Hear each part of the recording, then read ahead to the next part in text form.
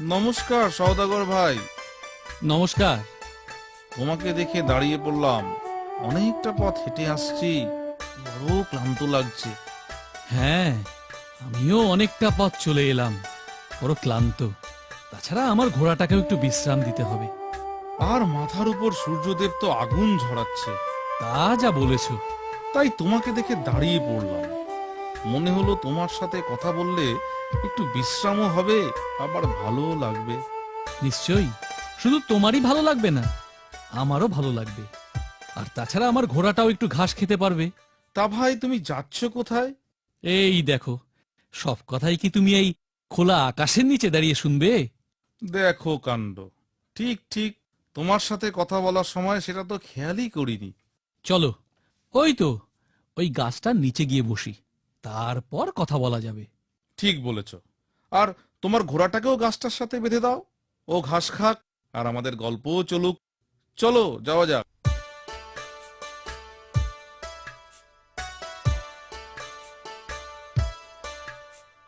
এবার গরম যেন খুব বেশি, কি বলো? হ্যাঁ, যা বলেছ, পথ চলাই দায়। তা তুমি যাচ্ছ কোথায়?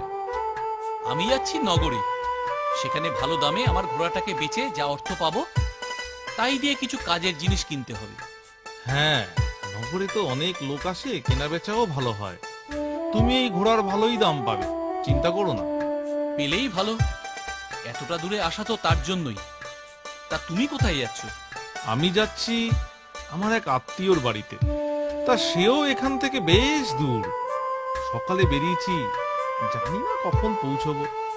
এর মধ্যেই তো বেশ ক্লান্ত লাগছে।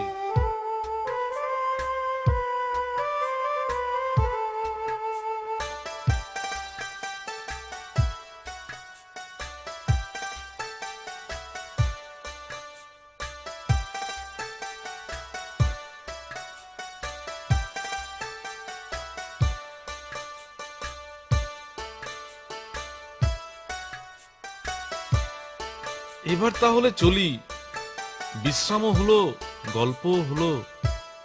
ঠিক আছে, আমারও আমারও বেশ ঘুম পাচ্ছে। একটু ঘুমিয়ে নিয়ে নগরে গিয়ে ঘোড়াটাকে বিক্রি করে বাড়ি ফিরবো। ঠিক আছে, আমি তাহলে চলি ভাই।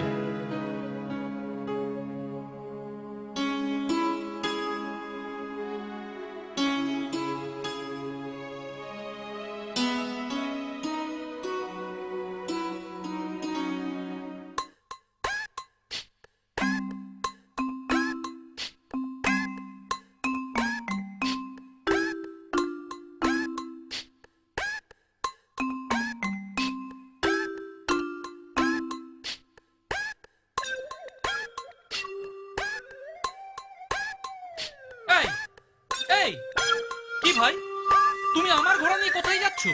তোমার ঘোড়া কোনটা?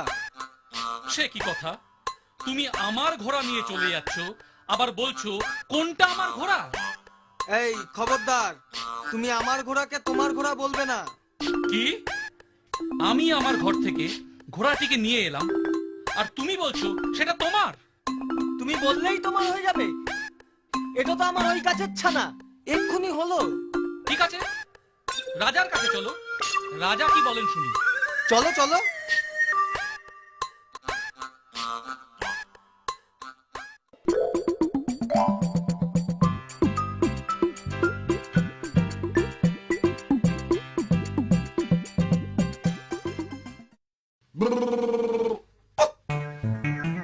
সওদাগরের অভিযোগ তো শুনলাম, এ ব্যাপারে তোমার কি বলার আছে বলো?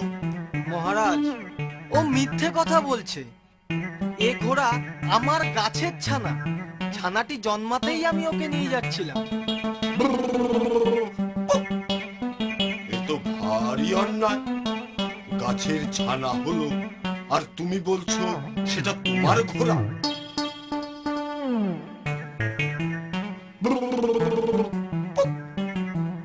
তুমি দেখছি বড্ড দুষ্টু লোক। পালাও এখান থেকে, তুমি তোমার ঘোড়া নিয়ে চলে যাও।